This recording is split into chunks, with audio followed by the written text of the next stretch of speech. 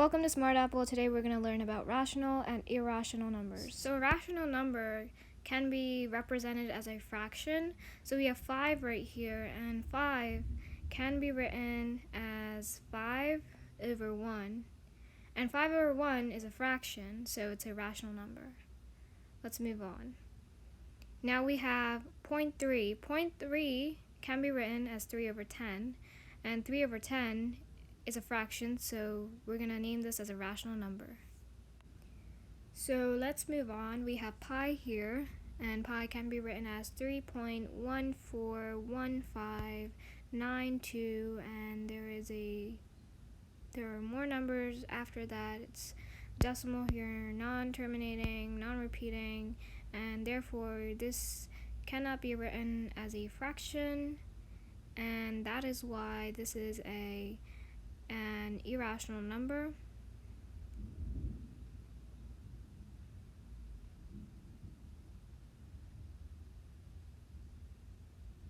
So it cannot be written as a fraction. This is an irrational number.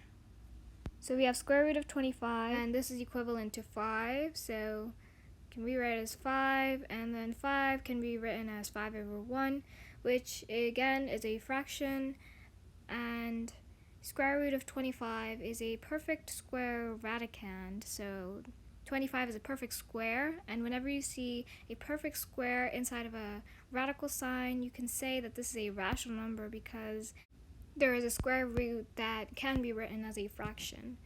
In this example, that was 5, and 5 can be written as 5 over 1. So this is a rational number. So there you go. Square root of 25 is a rational number. So now we have square root of 22. So we can see that this is not a perfect square radicand, but just to write it out, we can say square root of 22 is equivalent to 4.69041, and then there's a bunch of numbers after that.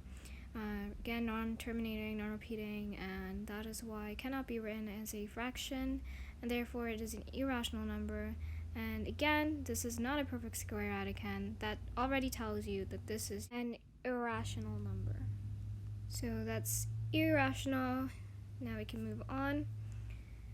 So now we have 2.4 repeating here. 2.4, it might seem that it's an irrational number, but it actually can be written as a fraction. It can be written as 2 and 4/9.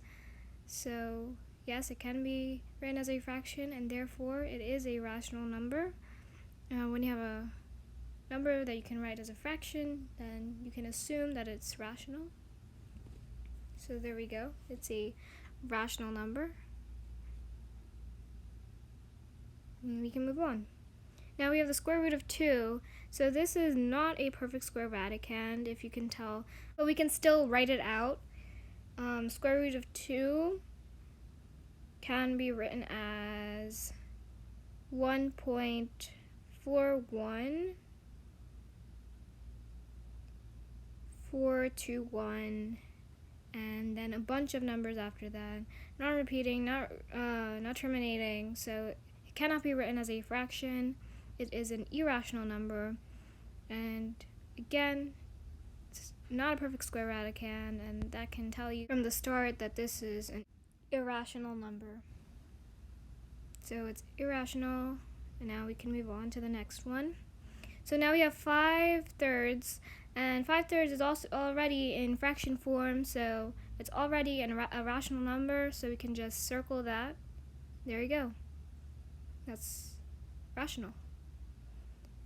Okay, so next one we have here is 0.65 repeating. Again, we can write this as a fraction, even though it might not seem like it's a rational number. It is. It can be written as 65 over 99, and that is a rational number.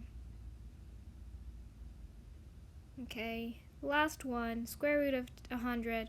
Square root of 100 can be written as 10, and 10 is equivalent to 10 over 1. That's a fraction, and there you go. It's a rational number.